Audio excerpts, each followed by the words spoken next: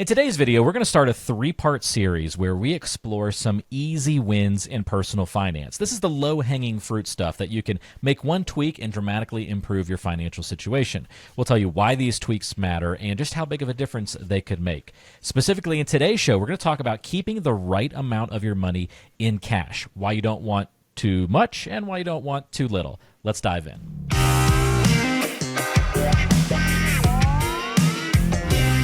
All right, Janine, why is keeping the right amount of money in cash a really important thing to do? And also, why is it an easy win for somebody to make with their finances? So, interestingly enough, cash can be, let's see, how did I phrase this? I had a client who had a lot in cash, and I said, "Is this your emotional support cushion?" Emotional support animal is my bank account. Yeah, and like of that. course he I'm gonna just get a kind T-shirt that says that. My emotional support animal is my bank account. is my That's bank funny. account. Yeah. He kind of looked at me and he goes, "Yeah, I think it is." So that's where I usually start from there, because some people, a little bit is fine and they're fine because they understand they have this other asset or two or three and they're fine. Some people just like to see this big cushion in the account. So it really does come down to that. It also comes down to, what are your spending habits?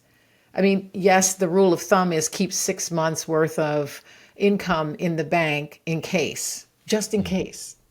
Yeah. So that's not a bad policy. For some people, that would be very difficult to do. So the right amount of cash is really going to depend on what other assets you have and how accessible or liquid they are. If you have properties, you better be keeping them quite a bit in cash because things happen when you have investment properties, and you're going to need cash for repairs or maintenance or things like that come up unexpectedly. But Or you may want to invest in a new property and you need that cash on the sideline for the down payment and those kinds That's of right. things. Yeah. I mean, I was talking with a gentleman recently and he had quite a bit in cash, and he said, he's in California, he's looking for property, and, he's going to need to put a big chunk down because homes are so expensive.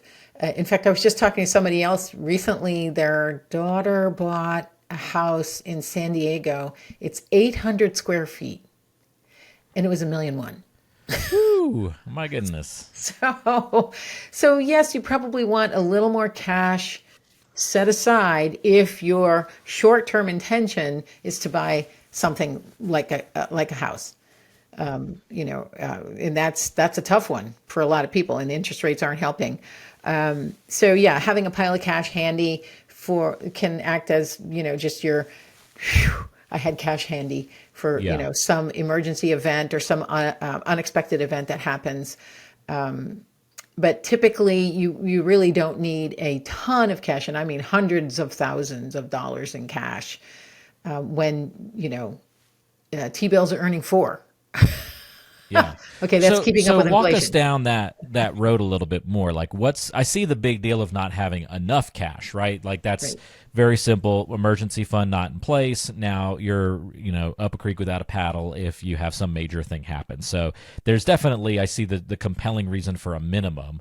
But yeah, if somebody likes that emotional support animal and loves having a couple $100,000 around sitting in cash rather than invested just because they're scared of the market, or maybe what are those reasons why people have so much in cash, and why is that almost as big of a problem of having too little? Well, typically it's because people are afraid of the market because the market's been volatile. When the market they don't want to see that 500,000 turn into 250,000. Right.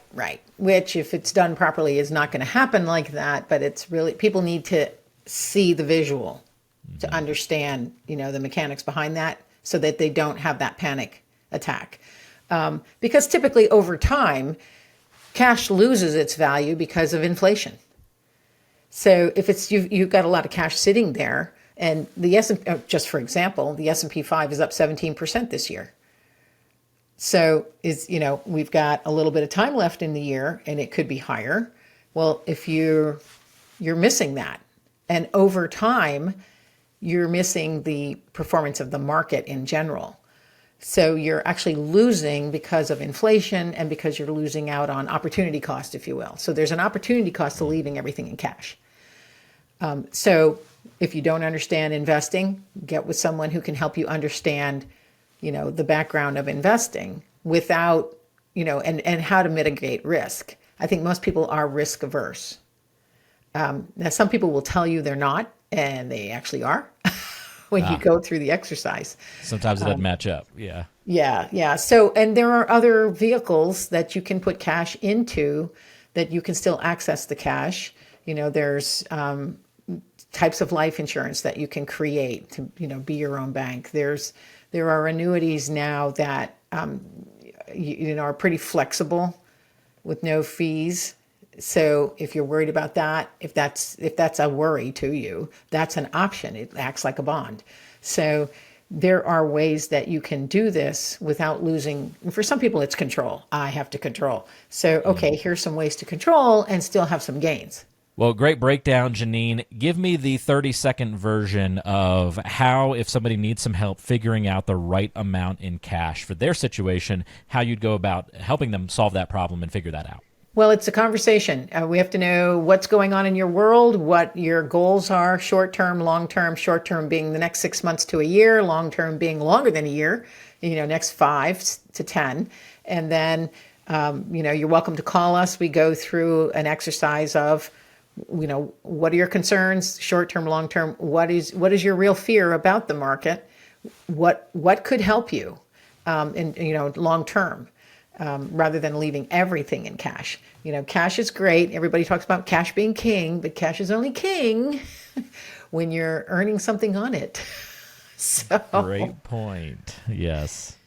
Very good. Well, if you would like to determine the right amount to have in cash for your financial or retirement plan, reach out to Janine Theus, and you can discuss that as part of your overall planning process. The number to call is 443-718-6311 if you've got any questions, or you can go online and schedule a time to visit at theuswealthadvisors.com. Link in the description of today's episode if you want to check that out and get in touch. Janine, thank you for your help, and we'll have part 2 of our easy wins in personal finance coming up next week. Sounds good. Take care. Thanks for joining us. We'll see you next time on Rockin' Retirement. And don't forget to like and subscribe this video so we can keep creating great content for you and help the channel grow. Until next time, thanks for joining us.